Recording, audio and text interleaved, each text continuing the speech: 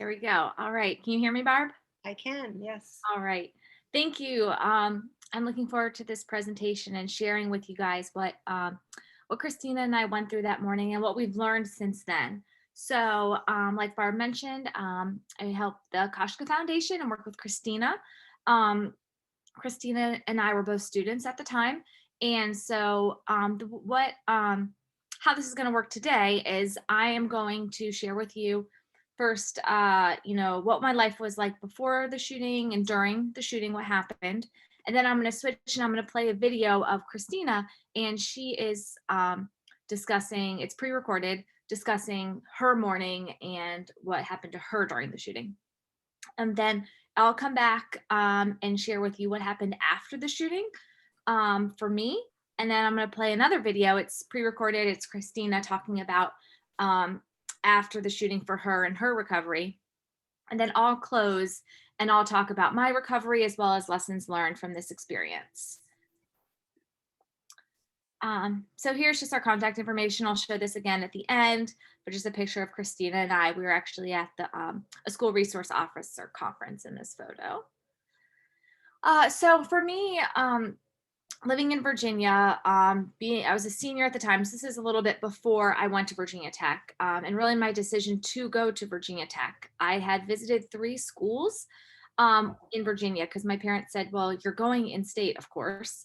And so that, had me applying to James Madison, University of Virginia, and Virginia Tech. When I went to James Madison, I disliked that there's this massive highway that, runs from New York to Florida, and it separated the campus in half. And I just didn't like the way that felt. This highway went right through the middle of campus. So I crossed James Madison off my list.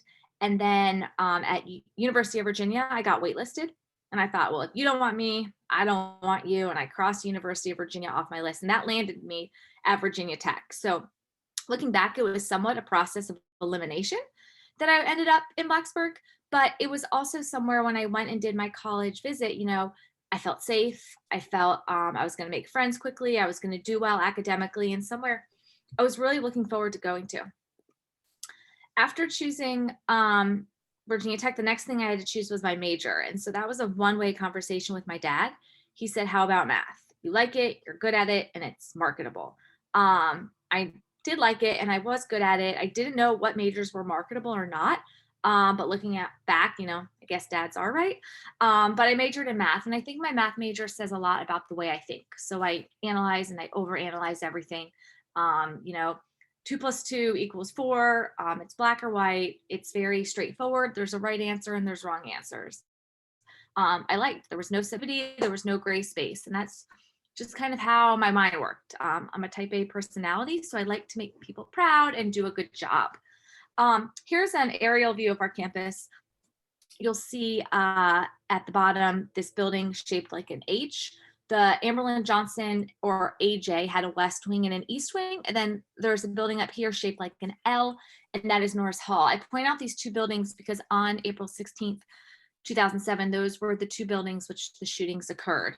So on the bottom left of the screen, you'll see one building's labeled gymnasium, another Chick-fil-A. So this side of campus had gymnasiums, dormitories, dining facilities. Up here on the top left, that's the academic buildings. And so these sidewalks that cut across our drill field are the way people would walk to and from school. I already went over that. But I wasn't a math geek all the time. So I did hang out with my friends, go to football games, and I think about, how did I think about safety before the Virginia Tech shooting? And the honest answer is that I didn't. I took my safety for granted everywhere I went. It wasn't on my mind because I felt so safe. I didn't think it was a concern. So the first shooting that happened that morning happened in West AJ, a dormitory. We know that it happened between 7:03 and 7:17 because at the time at Virginia Tech, you had to use your access card to get into a building or a dormitory that was not yours. So the night hours after 10 o'clock, before 10 a.m., you had to have your access card to get into your dorm. And if it wasn't your dorm, then you weren't going to be able to get in. So we know based on the time of this shooting, the shooter is entering a dormitory that he does not live in. He must have tailgated somebody, or a door was left open or something like that, that he was able to gain entry into this building. He went up to the 4th floor. He shot a male and a female student. He shot the female student first. The male student was the resident's advisor, and he heard the sound, wanted to go see what was going on his hallway. The shooter shot the male student and then left this building. We know he left around 7:17 because that was the time that he entered his dormitory, and it was right next to this dormitory. So as you'd expect, Virginia Tech responds, administrators are looking into this, law enforcement's on scene, and what they see is they see a male and a female student. The male student's in his boxers, and they're thinking domestic dispute, boyfriend, girlfriend got in a fight, homicide, suicide, kind of along that train of thought, not thinking that something more is about to happen. Meanwhile, the shooter went to this building. It's the Blacksburg Post Office, and he mailed a package. You may recall seeing it. It was mailed to NBC News in New York City, and that package had pictures and videos of the shooter just expressing his rage, his resent, his hate, and really just how he's going to get back on everyone. He was posing with his videos, with his guns. It was violent. And unfortunately, later that day, these videos were aired. A couple things that happened before that day. The shooter started acquiring weapons. He went to a gun range to practice, actually had a very unusual behavior in that he took the targets and he laid them on the ground and shot at them on the ground, which is very unusual behavior at a shooting range. He filmed the video manifesto, which was later aired. He purchased chains.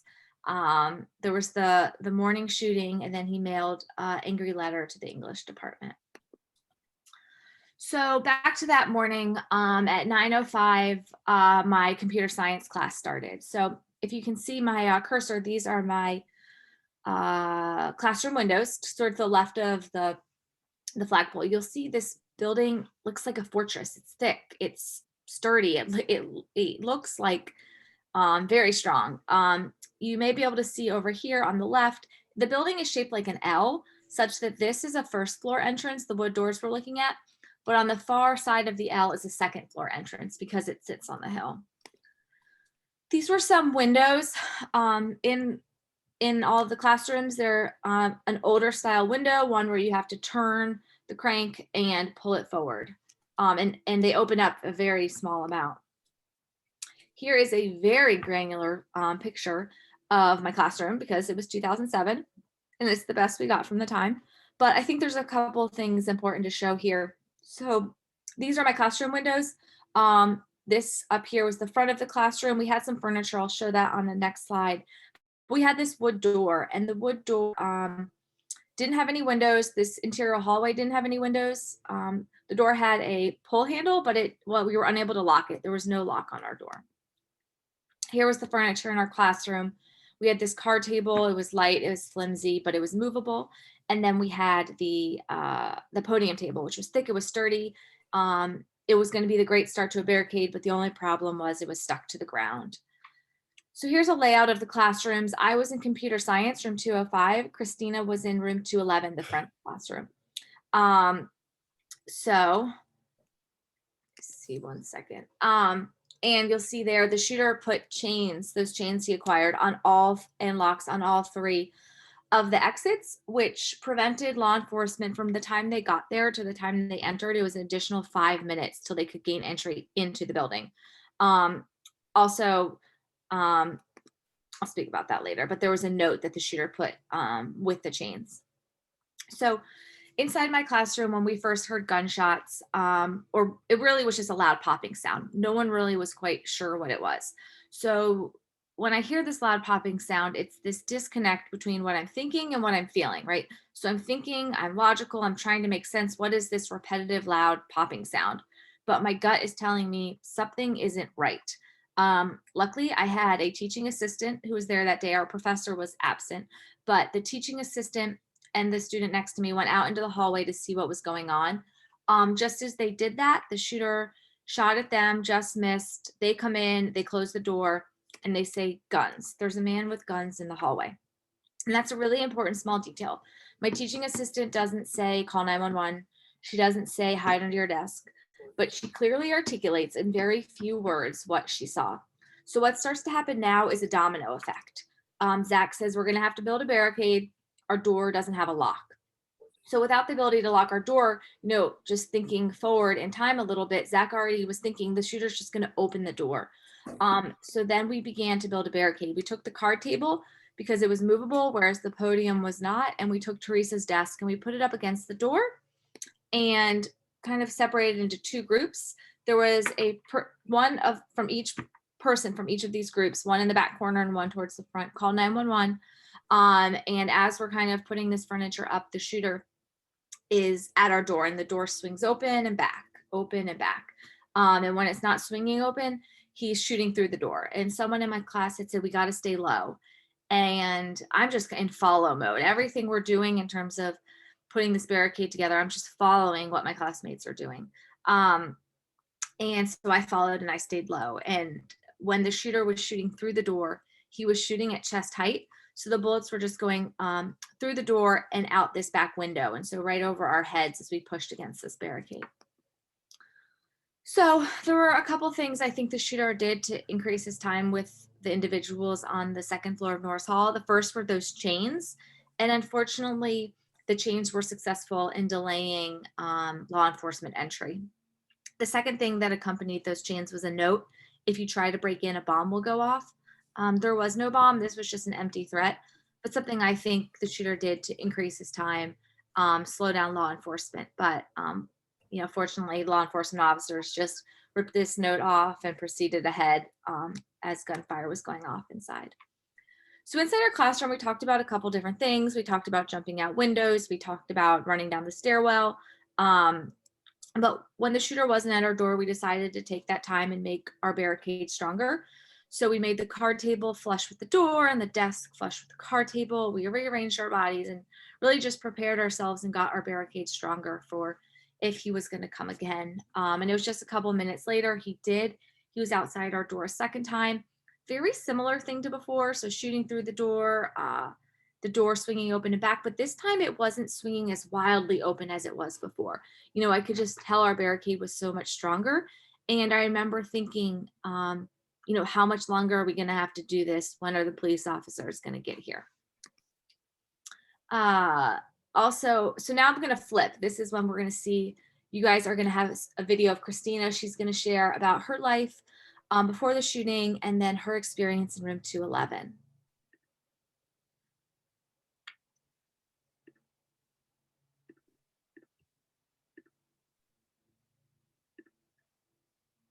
Hi, everyone. Thank you, Lisa, very much for that introduction. I'm so sorry that I couldn't be with you today in the truly live format, but hopefully this kind of hybrid approach will work out. I know that you've been hearing this morning already a pretty intense story from Lisa about our experiences at Virginia Tech in April of 2007. And I just want to take a second to remind everyone to please, breathe, take notes, please ask us lots of questions at the end or via email, however you feel comfortable. We fully recognize that this is a pretty intense topic to talk about. You've already heard Lisa's kind of account and her experiences that morning, at least the first part of it. And I want to briefly share with you my experience kind of parallel that day. I was a college sophomore, and as you can tell by this photograph, a little bit embarrassing to share. Please, I always joke, please don't screenshot this. But as you can tell, really this image is meant to convey that I was not thinking about safety or security or things like the culture of safety as a sophomore at Virginia Tech. The morning of the 16th, the morning of our shooting, the only decision I really had time to think about was what kind of shoes I was going to wear. And the joke in my family being that I would always wear the flip-flops, the open-toed shoes. For whatever reason this day, I actually chose the closed-toed shoes, the sneaker, because it was actually unusually cold. It was snowy, it was windy the morning of the 16th. And, it sounds like a very small decision, what type of shoes you're going to wear, but it actually makes a big difference a little bit later on in the day. You have already seen the exterior photos of Norris Hall and kind of learned about just what a monolith this building is from a access, perspective and how hard it is going to be to break in. this was my first and only class ever inside Norris Hall. And so I also wasn't really thinking about, uh, where are my exits and how do I get in and out? I was, usually just kind of running late to class, trying to get there as quickly as possible. So my classroom was on the right-hand side here of this hallway. I was inside of an intermediate French class the morning of the 16th. And when I walked in late to class that morning, my seat was in the back right-hand corner where that purple dot is. Now, again, at this point, we have no idea about the morning shooting that has happened at West Amber Johnson. And it's also important to remember that, we're sitting in classrooms without smartphones. Very few of us have laptops. So there's really not a lot of information or communication at this point about what has transpired in the morning. And what we definitely don't know is that shortly after we walk into the classroom, the perpetrator enters Norris Hall and as you know, changed the doors from the inside and walks in with 2 handguns, over 200 rounds of ammunition, and a knife that he does not use.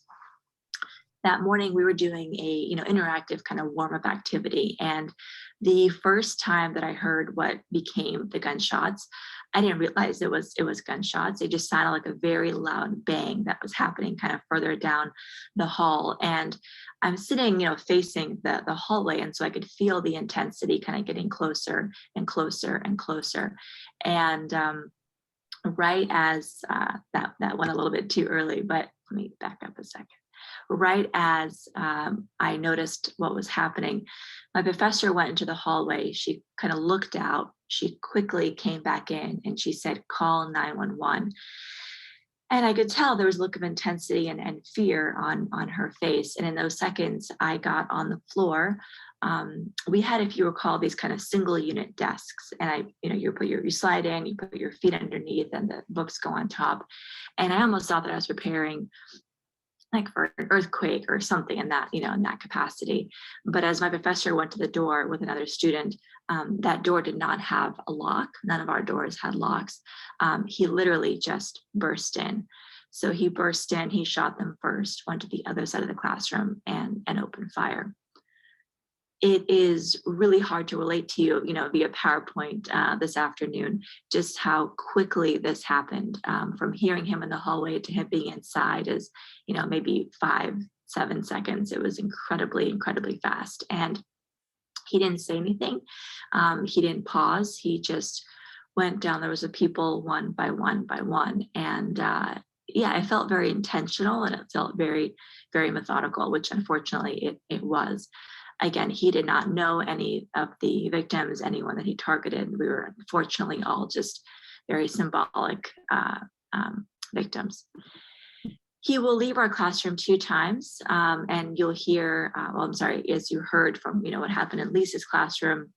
We'll also have classrooms where, in rare cases, students are able to run out.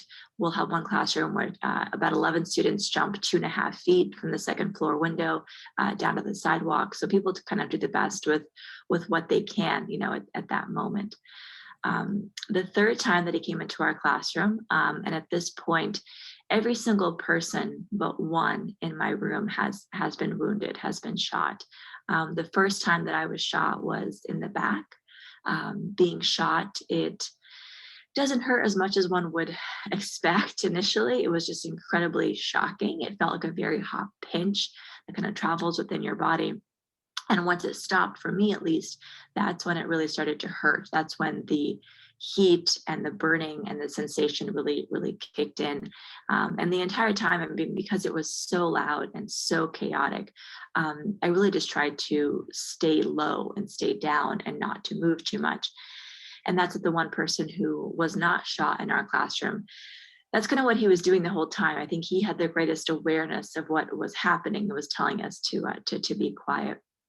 But the third time the shooter came into our classroom, we know that he kind of went over to the windows and saw law enforcement make a successful entry into the space, and that is when he took his own life. And so he was found in the front of the classroom with a self-inflicted gunshot wound to the head. That said, the shooting lasted about 11 and a half minutes. We know this we had 2 students in my classroom who called 911, who called the local dispatch on campus. which is also just a harrowing account to hear their perspective. But if you count for 10, 11 minutes, that is a very long amount of time when you're holding on, waiting for your life. In that time, he killed 11 of my classmates and my professor. And so, as you can imagine, this is an event that's had an impact, just rippling, obviously from this classroom, this building, our college, to our state and our community, but quite wide and quite far. I just want to acknowledge the wonderful and the just very brave law enforcement response that we had that day. When we think about survivors and we use that term, we often think about folks like Lisa and myself and the others that were inside Norris Hall that were directly victimized. But we also want to acknowledge the folks that were for some time on the outside of the building, trying to break in, trying to find a way to get in and to rescue us, and that many of us would not be here today if it weren't for the actions of our campus law enforcement at Virginia Tech, who responded alongside the SWAT team and the town of Blacksburg police. And so to all of you in fire, EMS, law enforcement that have a connection to being a first responder, as I know many of you in today's symposium do, we just want to say thank you very much, and for continuing to do the work to build the relationships that you are able to have the cooperation with parents, students, the communities that you serve. So with that, I am going to pause and let Lisa take us back to share even more details about the events of our shooting, as well as the recovery.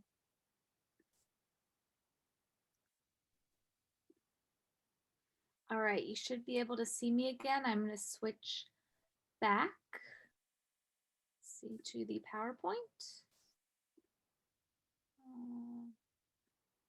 Don't see it on my desktop. Hold on.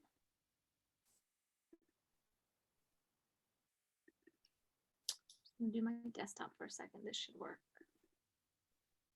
Yep, we see it. Okay, let me get it into. Okay, does that look good? That's great. All right, thank you so much. Appreciate that.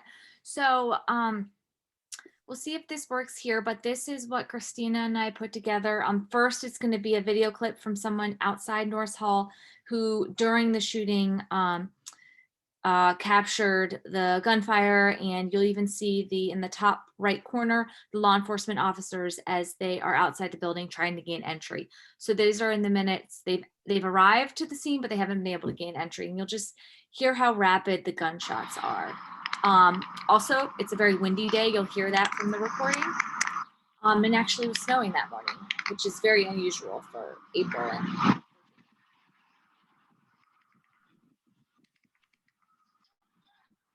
The red dot represents what we believe are the shooter's movements during the shooting. Started in room 206 and entered that room, then 207. Then he entered room 211. He then came and tried to gain entry to 204. That was unsuccessful the first time. The professor had blocked the door. The shooter couldn't enter. He then tried to get in our room, had an unsuccessful entry. 207 unsuccessful. Then he went into Kristina's classroom the second time.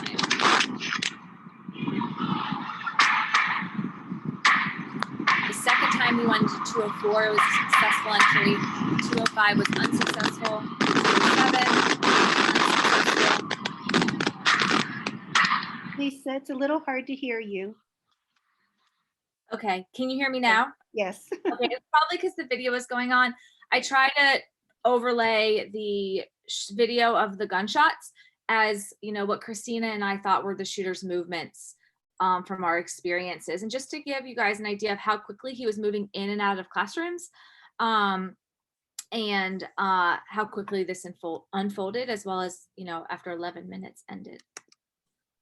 So there was a total of 32 individuals who lost their lives that day. 25 were physically injured, 17 not physically injured. And then, of course, the community forever changed, just rippling effects in terms of the people who were impacted, whether it was their professor died or a friend got injured. There was just so many directly impacted by this horrific day. Here are some pictures and videos from the days and weeks that followed.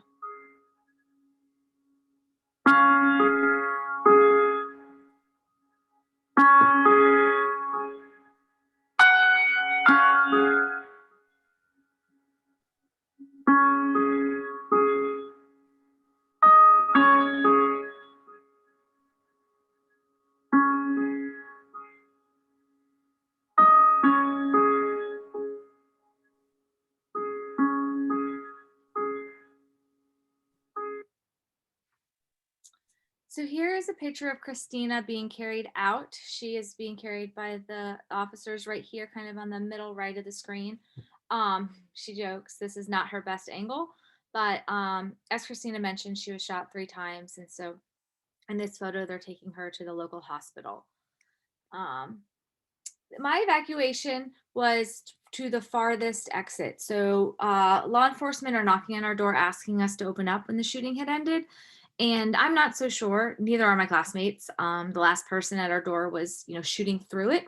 So we, aren't trusting anybody who says on the other side of this door, they say who they are. We're not sure yet. So the first time law enforcement enter, we don't open or, knock on the door. We don't let them in. But the second time we do is about 30 minutes later.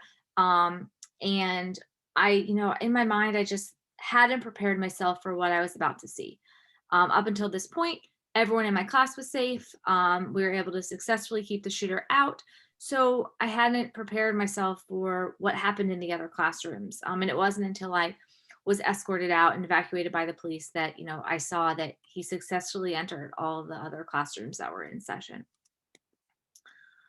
I waited around for my police interview. What really sticks out to me from my police interview was how unhelpful I was. They were asking me questions like, what did the shooter look like? And what was he wearing? And what did he say?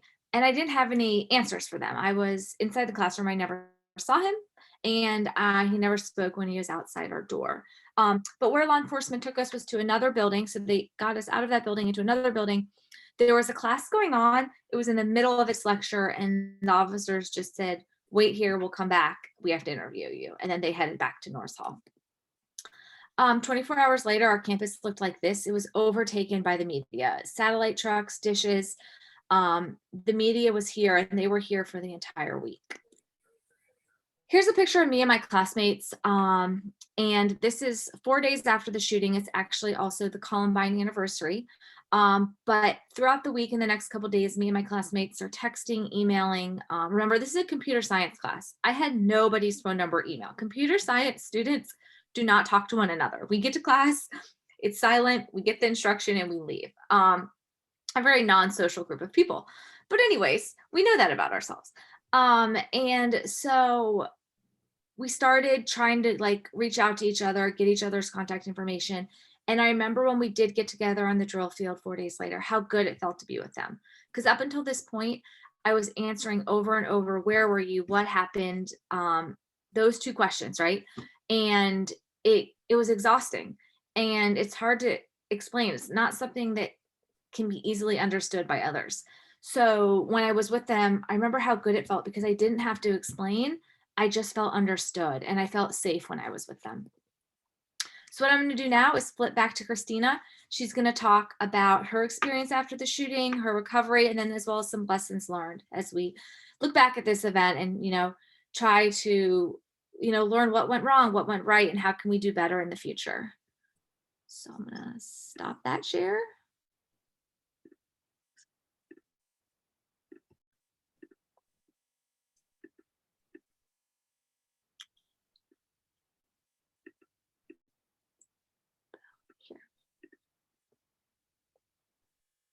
I woke up in the hospital having no clue of where I was. It was actually my surgeon, Dr. Randy Lester, who called my parents and told them what had happened that morning.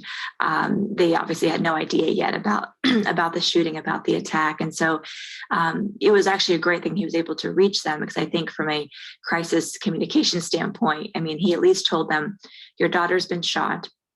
We have to operate and we can't wait for you. And my parents describe that 4.5-hour drive from where they were to Virginia Tech as my dad almost killing them driving. And so, one takeaway that I would like to share with people is, we know that our families, people are not always perfect, but there will be a time when we cannot make that last phone call or reach out again. And so to really be intentional about the days that we do have with our families, whether it's during holidays or birthdays, to look past some of those misunderstandings and really tell people how you feel about them. Because one of my biggest guilts from this day is that I was not the one to call my parents and tell them what happened.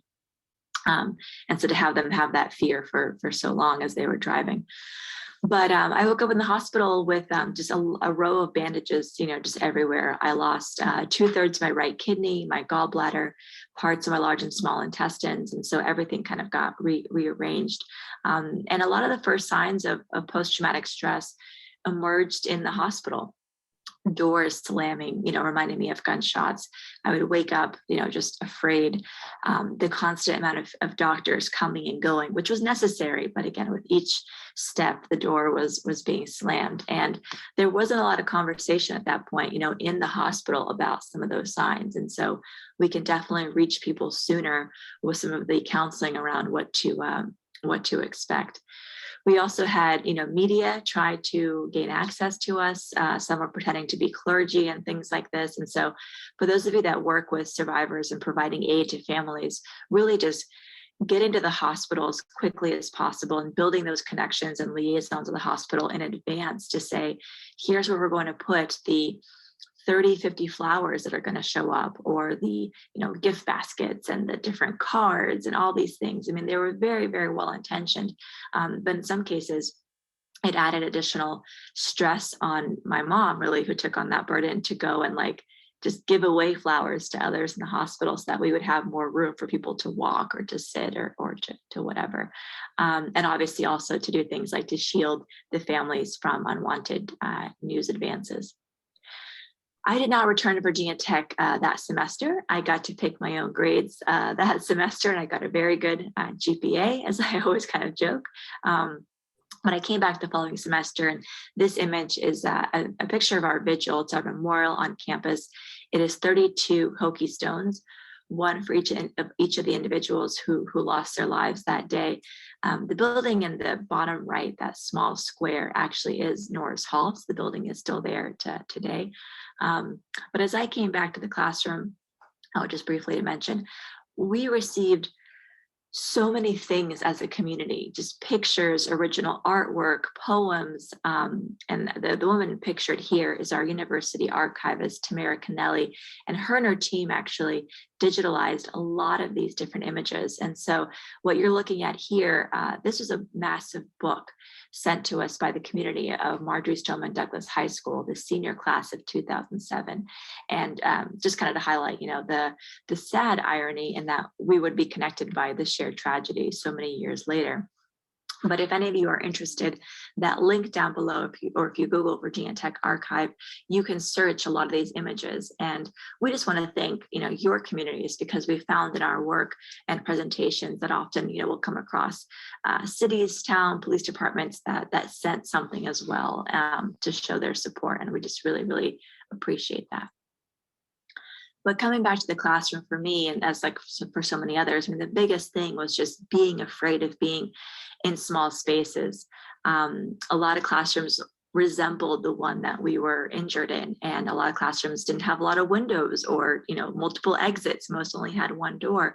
And so if someone ever came in late into a classroom, I would instantly kind of think, okay, this is happening again, and my fear would rise, my heart rate would rise. And it took about 8 months until I finally started to see counseling. And the woman that I saw was a wonderful match. I would say that, as Lisa will mention as well, it's finding a good counselor is almost like dating. You really have to have a connection, and you shouldn't date your counselor, but you really have to trust them. And with the woman that I worked with, for about 2.5 years, a big part of our sessions was understanding the vulnerability that was present in the shooting from my perspective, and giving me permission to say that the, random, kind of heart rate palpitations or the fear that I had or the questions that I had were normal, and that I was having normal reactions to a very abnormal situation. I later did something called cognitive processing therapy, CPT, which was a much more structured, it was 13, 14 sessions where you actually write out your experience, and it's for any type of trauma. It was actually developed for sexual assault survivors, but I found it really helpful for myself as well. And it looks at, how have you processed your trauma through these filters about trusting the world, about feeling safe again. Some of the hardest things about this event is that, I can't tell you why with 100%, accuracy why this happened or why I survived. And that is hard to live with. But I think one thing counseling is giving, me is some grounding in that we can't always control what happens, but we can absolutely control our response to that event. A few months after the shooting, my family and I would pull together. A lot of individuals sent donations, sent checks to show their support, and we put the money into a 501c3 called the Koshka Foundation for Safe Schools. And the work of Koshka, we work nationally as well as internationally to give presentations and trainings, really to highlight the focus of prevention. We've worked with K-12 schools, higher education, law enforcement, large companies, large and small companies, communities, looking at how do we talk to our communities on what to report about suspicious behavior, where to report that information, and what to do with that afterwards. How do we make sure this is a two-way communication? In the event that we do active threat response, active shooter training, do we talk with folks in age and tone appropriate manner, and also working on long-term crisis recovery as well? And so the way that we fundamentally do this, this photograph is from a presentation in Canada that we did in partnership with York Regional Police, is that we'll actually review some of the materials that folks put out for their students, their parents, their communities, to really say, is this the most effective picture, word, kind of tone that we're conveying, to make sure that we're not leading with fear. The message that we always want to send when we do this work is that we want to maintain a culture of safety, maintain a culture of proactivity and prevention, versus we don't want a Virginia attack to happen here, right? It's a little bit different how we think about that. We will actually send survivors like Lisa, like myself, like others. We'll try to find survivors that have a connection to that environment. So if we're working with a hospital, we want to look for someone who has a hospital experience, a survivor that's been in a workplace or a school-related event that can talk about that. In some cases, we will have survivors that, live and work in your communities. And so if you have an event that happens, whether it's local or national, we'll help kind of just advise on how to reach out to that person. Because, even now, almost 15 years later, when there is another school shooting, naturally, we are triggered and things may come up. And so we want to do the best possible work that we can to be empathetic and say, hey, maybe you don't need to sit in today's active shooter training because, 6 years ago you were at the Trolley Square shooting or whatever the event, might be, and just being kind of mindful of that.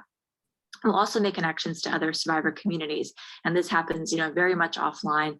So if any of you would like to say, speak with a principal or a survivor or, different things like this, that might have a value to the work that you do, we are happy to make those connections. Just really quickly, one of the reasons why we're so passionate about prevention, and really one of the focal points of the work that we do. I'm going to move my video just in case so you guys can see that. A great resource that I would always recommend to people, especially parents, if you have children in school, is the Report of the Safe School Initiative. And this is one of the earliest fundamental reports that has been repeated time and time again about how to prevent. This is kind of for school violence, for K-12 violence, but it can be replicated for workplaces as well.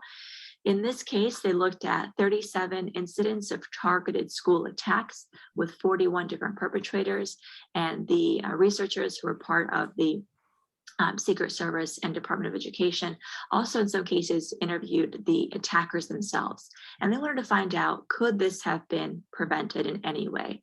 There were 10 findings. Some of the ones that I think are most important to share with you is that these were rarely sudden impulsive acts. These were pre-planned attacks anywhere from weeks to months to years, and that there is no accurate or helpful profile of a school shooter. We do not care what they look like, what they're wearing, what they dress like. We care more about their behaviors. What are they saying? What are they writing? What are they posting on social media? And remembering not to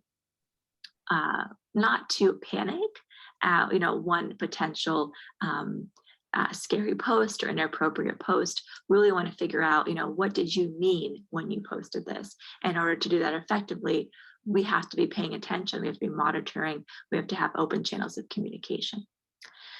Prior to the attack, others usually knew of the plan. In this particular study, as about 2/3 of the incidents, at least someone else had knowledge of the attacker's plan. But to be fair, they did not know, to the level of, Jane is going to walk in on a Thursday. What they really knew was either the person's desire to commit an attack. So the person, possibly their research, their planning, maybe they're looking at attacks online, or they're thinking about how they could do this, or their capacity to do so. So they know that they are now maybe practicing with a firearm, building some type of material or bomb and different things like this.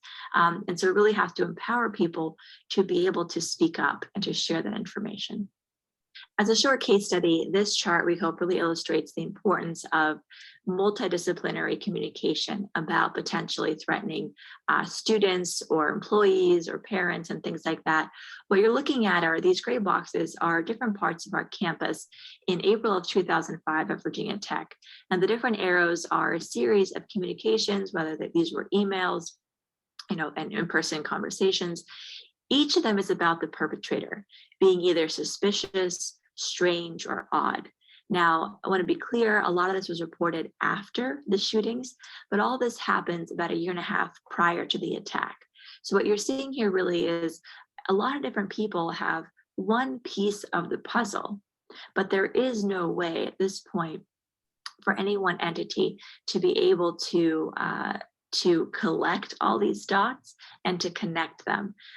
That saying by Dr. Jeff Pollard has become really important in this work. Dr. Pollard said, you can't connect the dots if you can't collect the dots. And so it's really the importance of doing really intelligence and interviewing and research. Well, what we're seeing here is our shooter was an English major. And at one point in class, he would show up with a baseball cap, wearing sunglasses, not very communicative, did not participate in group activities. He would write plays about committing school shooting. Things that really worried people. And at one point, an English professor is going to say, either he's removed from class or I will resign. And so he was being tutored kind of one-on-one by the faculty head.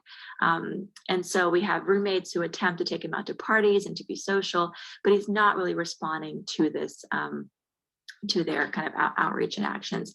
And so again, we have really just crisscross lines, and this is not meant to put blame at any one entity, any one individual. Virginia Tech did not have a policy or a way, a threat assessment team, a way in place for anyone to be able to gather this information. Ideally, again, we want all this information flowing to one area, right? One bucket. Today in higher education, this would be a care team or a threat assessment and threat management team. One of the reasons why our work is so grounded in recommending threat assessment and threat management is that we believe when we build, teams of people that include administrators, educators, mental health, law enforcement, our SROs, when we're all at the table and we're talking about, okay, we have a potential information or a tip from someone, and we're trying to figure out, does this person actually pose a risk or harm to themselves or to others? We're able to be proactive. We're able to respond in a moment where things are low-level behavior versus they've brought a weapon to work or to school or whatever the environment might be. We're able to slow down an issue. We can do this in a comprehensive way by providing resources. We have to remember that most people are not planning, mass shootings. They are just calling out for help. And so we can bring in a coach or a social worker or a counselor or even a teacher that they trust and to be able to have that conversation. And I think it's really important to do because we're treating everyone with dignity and respect. We're remembering to be kind, to be empathetic, and that someone's behavior may just be responding to an issue that is family's going through divorce, maybe they're losing their job, maybe there's financial stress, that they're not necessarily dangerous, and that we actually should try to keep them in our community in the long run. And so we will definitely share with you more resources about threat assessment and how you can get started. But I just want to end on, this work is so collaborative and is so important to be done in that fashion. And so really appreciate you all taking the time to sit with this, to take this back to your communities, and to continue the conversation with your stakeholders as well. We know it's not easy work, but this is how we maintain the memory of those, not only from Virginia Tech, but every other event that we all know know far too well, and to help ensure that it doesn't happen in your space, in our space. So thank you very much for that. I'm going to hand it back to Lisa, and we'll be back with you shortly for more Q&A. Thank you. All right, I'm going to switch back to the charts.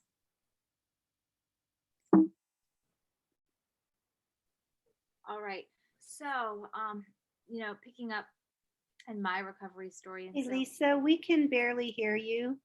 can you hear me now? A little bit better. I don't have too many ideas. Let me see. Is that any better? About the same. You were a little louder earlier, so I don't know if you. I'll, make I it have my volume turned all the way up. I guess I'll get a little bit closer and speak louder. Does that help? That's great, right there. Okay. I'll just Thanks. project like I'm in a room. Okay. So when I returned to the classroom for my senior year, so I tried counseling a couple times. Kristina talked about her counseling experience. For me, it took a couple counselors till I found one. And so that summer when I had tried counseling, my counselor would ask me two questions. Are there any changes to your sleeping habits? And I'd say no. And are there any changes to your eating habits? And I remember lying and saying no. I didn't understand how these changes to my eating habits were related to what we were there to work on: my nightmares, my fears in public, my anxiety, constantly scared of it happening again. So since I didn't understand how it was related, I withheld from my counselor that I was having changes in my eating habits and I was becoming obsessive about exercise. But I just, held that to myself and did my couple of sessions with her and moved on, knowing that they didn't really help me as much as I needed. But I headed back for my senior year, and I was having anxiety in the classroom. So, I look at all these seats and I analyzed every seat and what the risk was based on where the shooter would come in. And I chose my seat based on which seat had the least risk. I thought had the greatest chance of survival if something were to happen again. But I also had anxiety outside the classroom. So, gyms, auditoriums, movie theaters, churches, really big spaces, public spaces. I was, felt like I didn't know who these strangers were and what if something happens again. And I remember the first time I heard fireworks after April 16th, 2007, that first 4th of July. I was, totally caught off guard. It's, uncomfortable after you're experiencing a school shooting and how similar the sound of fireworks, which are, have a positive association, something with celebrating our country.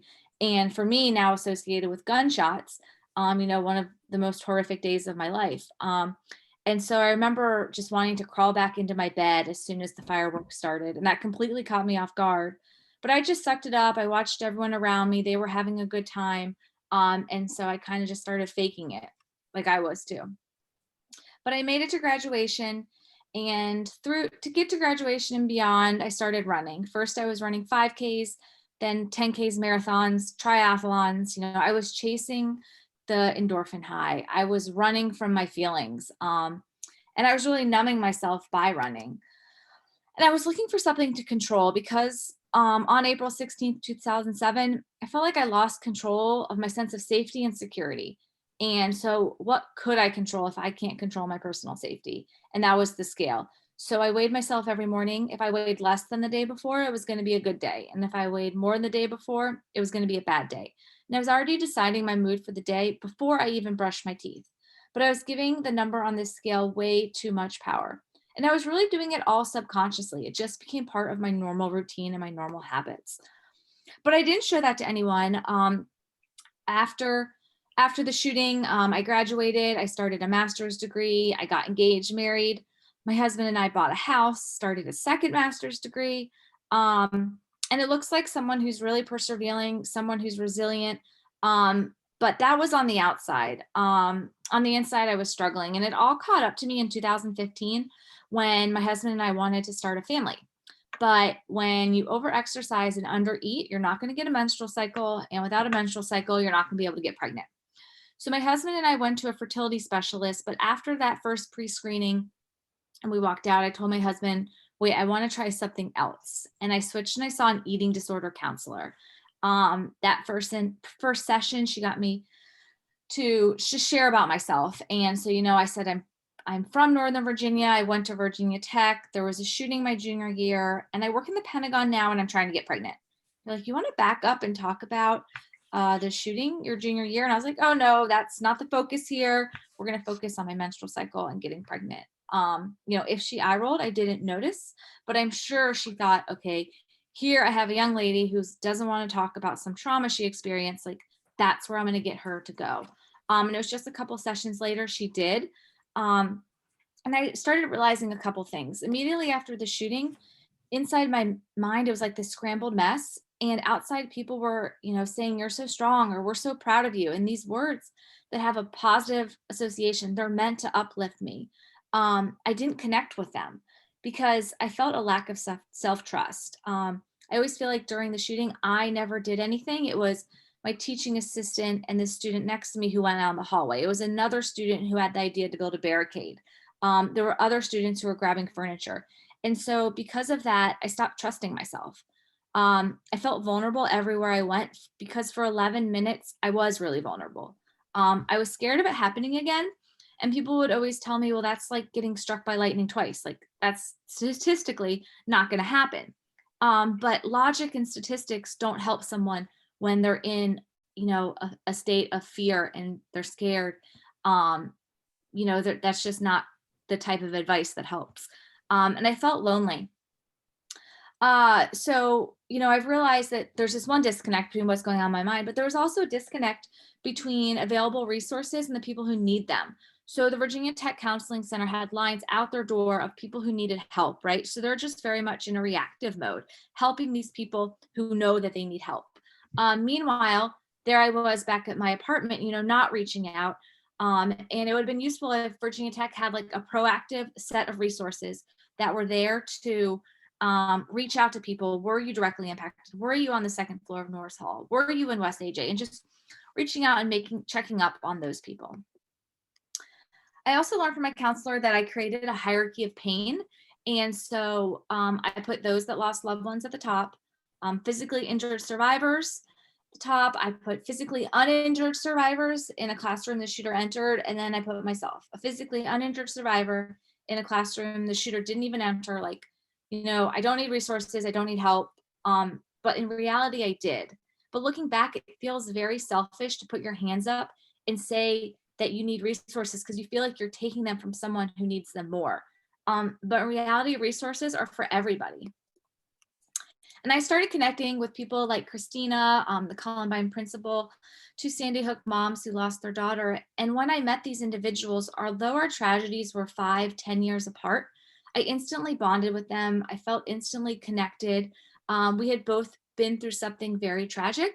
And so with them, it was just this feeling of being understood. And I felt like I understood them more, or I was understood more than some of my closest family and friends that I had known, decades. And then while I was working at the Pentagon, I saw on one of the columns, there was a guest speaker coming. Her name was Kristina Anderson. And she was going to talk about her experience during the shooting. And this is about the time I started going through counseling. So I go to Kristina's talk and I talk to her afterwards and I learn about the work that she's doing with the Koshka Foundation. And I'm so interested in it. And I just want to, share with her my story and see how I'm able to help.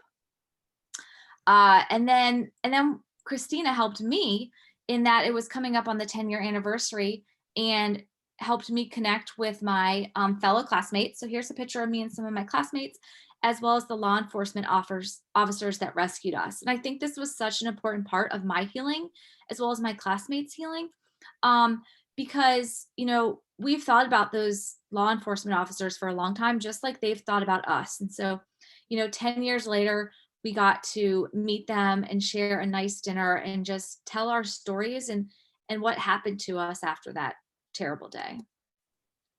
And so as I began working with Koshka, this is actually a picture when Kristina invited me out to speak with her at Columbine High School.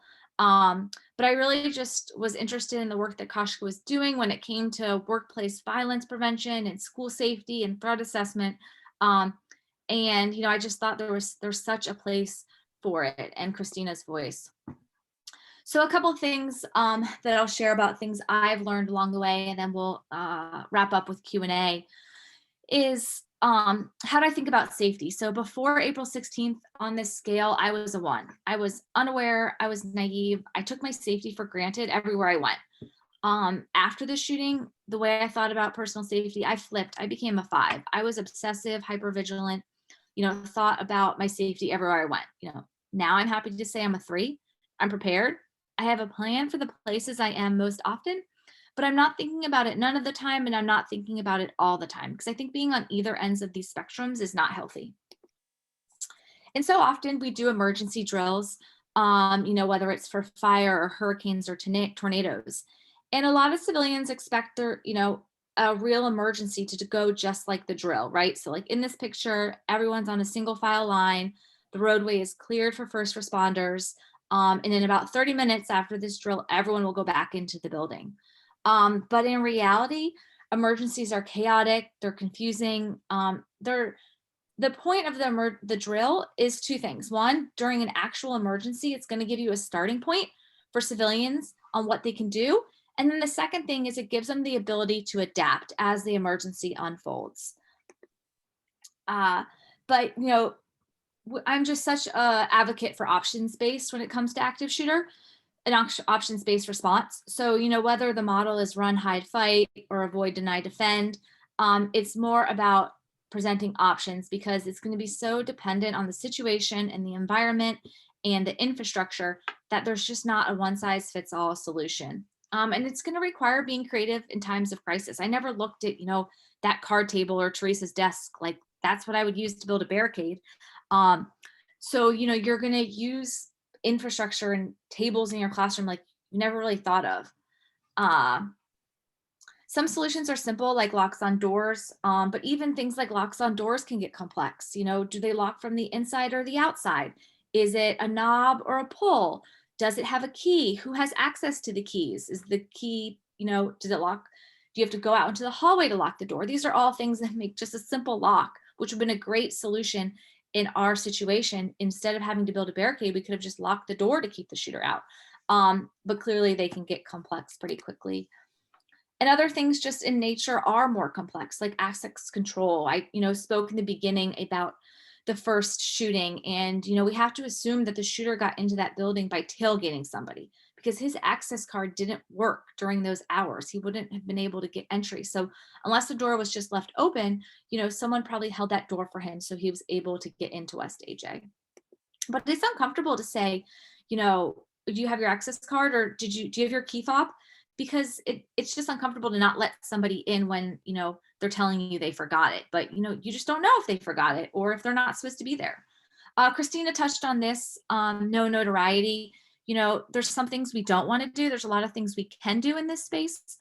But one thing we don't want to do is name the shooter or show their photo. I think there's a space for this when it comes to law enforcement or academia, that people who are researching it for the better of threat assessment and workplace violence prevention, then yes, they can see the pictures and see the photos and learn about them. But, this doesn't need to be on the nightly news, because people start to, or shooters who might be having ideas, they start to idolize previous shooters. And so, they may be seeking attention and be mentally unwell. And so they see someone else who got attention on the nightly news, and they may think that's my way to do it too. So we just don't want to give the individuals that attention. The other thing Kristina touched on was working together. So there's so many different, professions and people that need to come together so we can build like a holistic safety plan. So often teachers like to stay in the education lane, police officers stay in the law enforcement lane, counselors stay in the mental health lane, and, developing a safe plan for your school or your workplace requires everyone coming together and making sure that it covers prevention, response, and recovery. And so here are just a couple questions we put together and things you want to think about, right? So how are we going to share our training and emergency preparedness plans? Do we have a marketing strategy? Are we able to reach out to substitute teachers, contractors, visitors in our buildings? How do they know what we're teaching? The third one, who are we not hearing from? You know, so often people who are not hearing from have great ideas and strong opinions, but we're just not hearing from them. How are we communicating the work and success of threat assessment teams? You know, there's so much success. I think that's so important for civilians to know, because I think when they respond, they just think that, you know, what they saw wasn't being aggregated. It wasn't, there was no collection of the dots and connecting them. And so sort of how do we return that information in a way that protects people's personal identification, that they know they're, when they report, something is happening. And then sharing the success stories of averted violence or tragedies. You know, there are successful stories out there, and I think the more we get those stories out there, the more people will be interested in learning about this. So kind of just wrapping up a few things on recovery. You know, community recovery will be a lot shorter in general than personal recovery. Personal recovery usually takes a lot longer. For me, you know, it was 8 years till I went and saw and got some helpful counseling. And when I found this chart and I saw that, you know, most people's personal recovery and reconstruction begins in the 5 to 10 years, you know, I definitely felt like, well, that's me. But you know, you're going to have to work through your grief. There's going to be triggering events and anniversaries along the way. And, you know, it's not going to be easy to get through recovery, but it'll definitely be worth it. And there's so many different things to think about when it comes to recovery. A couple I'll touch on here. One, just being as proactive as possible. And that's what I talk about, you know, making sure that those that were directly impacted, we're reaching out, we're checking in on, and we're not doing it just for the weeks and months that followed, but we're doing it for 1 year, 3 year, 5 year, 10 year. And that is repetitive, you know, that we are doing it, and it's flyers, it's emails, it's text message. You never know at what point someone's going to realize I need help. And the quicker they can get their hand on that marketing flyer or information, you know, the quicker they can get themselves to help. We also know survivor groups are useful whether you are physically injured or uninjured. You know, everyone is going to need help in their recovery, and having resources, whether it's individual counseling or group counseling, will be necessary. Here's just a couple of resources. The first is After Virginia Tech, written by Tom Capsidelis. Tom does an excellent job interviewing multiple people, multiple perspectives, from survivors, whether they were physically injured or uninjured, parents of students who lost loved ones, they lost their children, law enforcement officers, administrators. Tom really tries to get everyone's perspective in this book. And then the second one is If I Don't Make It, I Love You.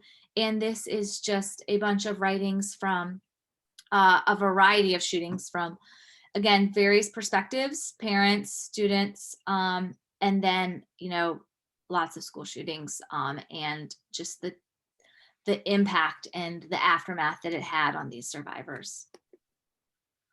Two more things. One is they call me Mr. D. Mr. DeAngelis was the Columbine principal. And so he wrote this book of his story of resilience and recovery. And then the other is the Rebels Project. This is a nonprofit started by a Columbine survivor, Heather Martin, who this group, Rebels Project, is for anyone who survived a mass shooting and trauma, to really unite them and bring them together, because so often there's this feeling of loneliness after mass shootings. And so people can come here and be like, this is what I'm experiencing. Has anyone else experienced it? And any advice they have for one another. So as a physically uninjured survivor, you know, I'm often told that I'm lucky, and the word lucky totally resonates with me, but that doesn't mean that my recovery is going to be easy. You know, it can still be far from that, very difficult. And so just to wrap up my story, I mentioned that I, you know, went to counseling 8 years later to get that menstrual cycle back. And after going to counseling and the first couple months just opening up about the shooting, what happened to me after the shooting, it was 3 months later that I got my menstrual cycle back. And then 5 months after that, I got pregnant. And then 9 months after that, I had my first daughter, Grace. And I use my menstrual cycle now to make sure that I'm treating my body right, you know, exercising properly, nourishing my body. And so now I have 3 beautiful children. And Kristina in this photo had one, but she just had one like less than a month ago now, Kristina. And, you know, one of the reasons we do what we do is because safety is personal. So you know, one day these little kids are going to go to school and we're going to want them to feel safe, but we also want them to feel safe. And so, you know, we share our stories so that we can improve the safety plans to prevent, respond, and recover from these events. And so with that, I'm just going to close. I know Kristina has joined us on the live session now. And so we can open it up to question and answer. And over to you, Barb. Thank you. All right. Thank you so much, Lisa and Kristina. So appreciate you sharing your story with us, your stories with us. Really valuable information, and we appreciate the personal aspect of them as well. So thank you. Folks, there are some questions in the chat, but if anyone has any questions that they would like to ask directly, please feel free to unmute and show us your face, unmute your video and ask away. Anyone have anything? No? And I'll just say hi. Hi, Barb. Hi, Oh, hey, Lisa. Kristina. Thank I've you. been quietly listening. So appreciate the fact that you could join us. Yeah, no, of course. Thank you for having me. And thank you, Lisa, for taking helm of the ship. And I'm sorry to kind of do it in this way, but as Lisa mentioned, we have a 6-week-old son and a 15-month-old daughter. So with grandparents today, it was a little bit complex, but I'm glad it worked out. And Margot, to your question just there, yes, we will post right now a link. And I think Barb is also going to kindly send out some of the books that we mentioned and more, actually. Yes, we will do that Yep. for sure. All right, so a fellow Virginia Tech alum, Dree Bender, she asked the question, what made you and other classmates decide to open the door when the officers came back and said, you know, it's us, let us in? Yeah. Well, I mentioned there were 2 times the officers came to the door, and the first time it just was too close to the last gunshot that we heard. But after 30 minutes, we had those windows to the outside and we could see that first responders were here. We saw law enforcement, we saw fire, we saw medics. And so we knew that was a really good sign that they were at least outside the building. And we also, I didn't share this in the presentation, but we didn't just like swing the door open and be like, whoever it is, come on in. So Zach was just going to open the door a little bit and he was going to peek. And, you know, if he saw law enforcement, he was going to open the door all the way. And if he saw the shooter, he was just going to slam the door shut. And that, you know, depending on what he did with the door was going to tell us, do we push against this barricade or do we let the barricade down? Because as I mentioned, it was tables and desks up against the door. So when Zach goes to open up the door, he sees a gun in his face and he slams the door shut. And so we push against the barricade. And then Zach says, it's the police. And, you know, we're all like, well, Zach, open up, open up. But what happened is Zach saw a law enforcement officer's gun pointed in his face and his knee-jerk reaction was to slam the door shut. So eventually we did open up the door after peeking and knowing it was them. You know, I've later thought about what we could have done to be like 100% sure. And one of those things that I can't remember at this time if we were still on the line with the dispatcher, but we could, if we were, we could have asked the dispatcher, hey, can you confirm that there's police officers on the other side of room 205 and gotten and the dispatcher could say, hey, let me check for you. And then we could have had more confidence. But it was really just the amount of time that had gone by since the last gunshot and knowing that they were at least outside the building. And just to wrap that up full circle, 10 years later, Zach got to meet the law enforcement officer on the other side of that door. And that was that photo I showed from the 10-year anniversary. And instantly these 2 big burly guys have tears in their eyes because Zach said to the officer, you know, I've thought about you for a long time. And the officer said back to Zach, you know, son, I've thought about you too. So it was really cool to see them meet and have that that hug and that experience. Oh, that's great. So Jim wants to know if Virginia Tech has installed door locks on their classroom doors. And my question to you, in addition to that, is, are there any other mitigating safety procedures that they have taken on at Virginia Tech since then? Yeah, I can take a start and then Kristina can follow up. But yes, I, you know, distinctly remember from my junior to my senior year, the infrastructure on all the buildings changed. You know, they went through the buildings, they put on locks. They also, changed it, the access control, you know, it used to be just during the night hours, then it became during the day. So things like that were very much visible. I often feel though that the pendulum swung when it comes to the response and the notification, because Virginia Tech got so much criticism of their delay in notifying the students of that first shooting. I remember just my senior year feeling like my phone was always getting a text message that there was someone on campus with a gun, or they were seen downtown with a knife. You know, and they were doing that because they just didn't know, and because of that criticism they received. So that's kind of related to mass notification, but I'll let Kristina follow up about what she knows. No, you're absolutely correct, Lisa. I remember every, you know, in higher education, there's a law, the Jean Cleary Act, about notifying students of a potential threat. And so they went above and beyond with communicating after our shooting. But yes, thank you, Jim, for that question. As one kind of plus to Virginia Tech, they made sure every general classroom had an interior push function lock. I do not know the fire code question specifically that Dre Hokie alum asked about the egress for fire, but I'm sure they did quite a thorough analysis in terms of what types of locks. As you can imagine, that was a huge capital investment, and that was done by the time that we all returned the following semester. They changed the type of doors. So like, as Lisa mentioned, our doors were chained from the interior. So you can no longer, we have these kind of push bar style doors that you cannot chain today.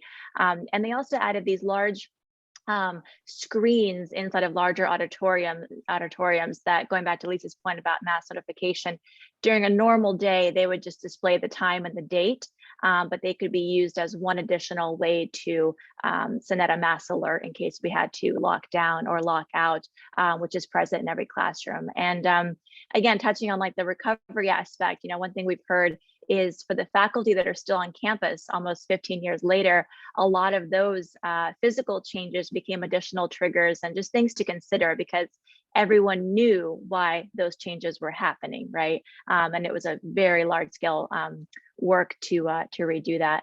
The campus law enforcement received additional funding from terms of training to officers. And at the time in 2007, we did not have really an emergency management department. The job post for the gentleman who actually became the head of our emergency services, Mr. Mike Mulhare, went out on the 16th of April. And he came out of retirement to take that job and build up that office to look at active shooters, but really, as you all know, quite a plethora of risks additionally to that. So that all hazards response was really built out of the events of April 16th. Unfortunately and fortunately. So yes, quite a lot that happened. Yeah, Jim, just to answer your second part of that, yes, locks make a big difference. And were something, you know, those years after and still now, I look, does my office have a lock? Does this space have a lock? Because there was, and I think it's still true, a statistic that a shooter has never entered a locked door. So they know that once they start firing their gun, someone's going to call 911. You know, dispatch is going to have law enforcement on their way. So it is going to be a finite time. And so once they get to a locked door, they just move to the next classroom or the next space. Great, thank you.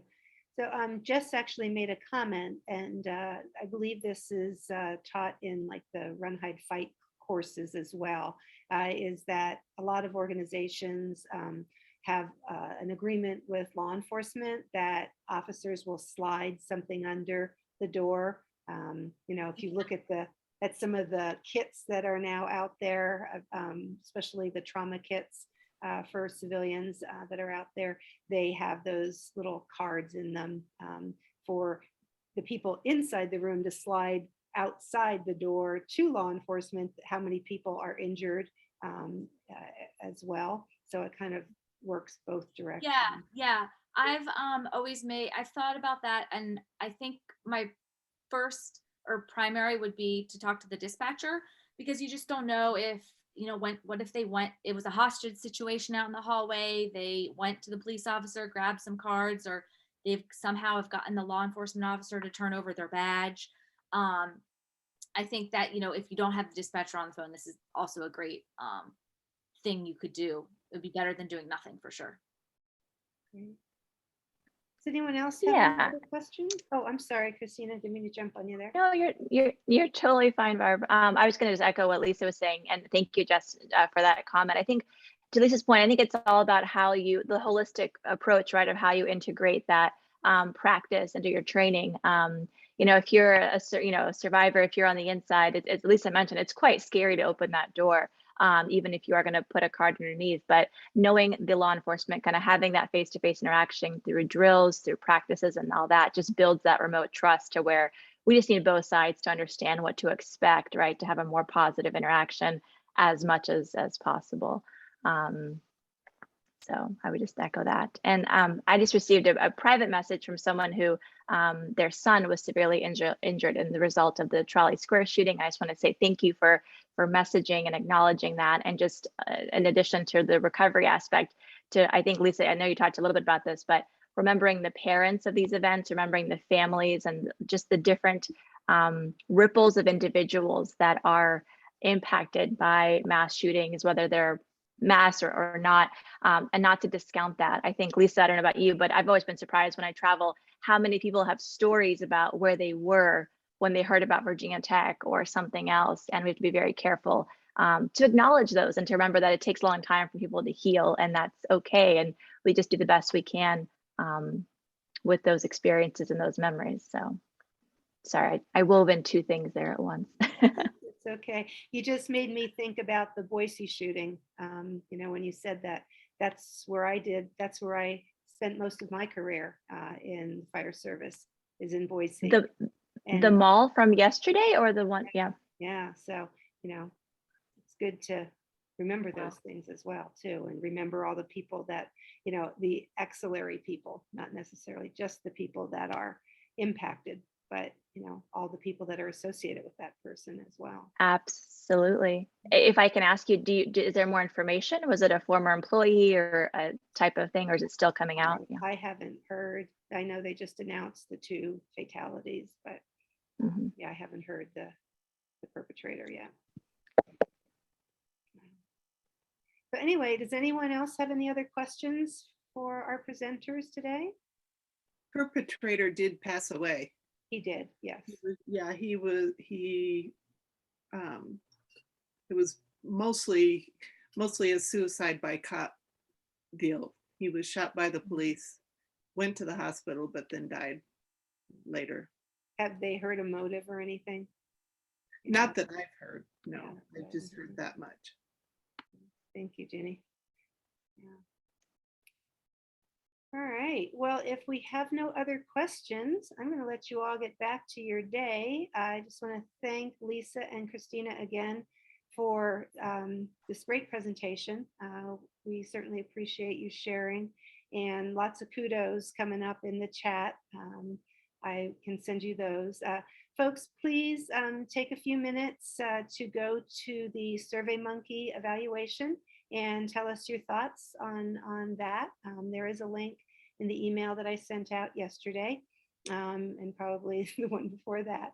And then if you would like a certificate of participation, please make sure that you email me directly and I will send that to you. And there will be a follow-up email with contact information for all of the presenters for the 2021 virtual symposium. So again, thank you all. Thanks everyone for joining us today, and everyone stay safe and have a great week.